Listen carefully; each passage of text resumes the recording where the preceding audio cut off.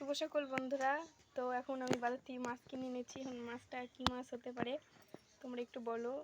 এদিকে আমি বলছি মাছ খাবো আর ভাই বলছে মাছ খাবো না। এখন মাও বুঝতে পারছে না, তো এখন মাছটা নিয়ে কী করবে।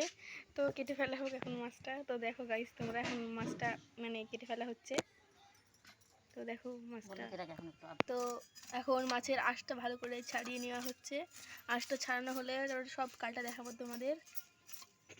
বলে তো বন্ধুরা, আমি যাই মাছটা খাবো কি খাবো না, আমার তো ওই মাছটা খেতে মন যাচ্ছে না।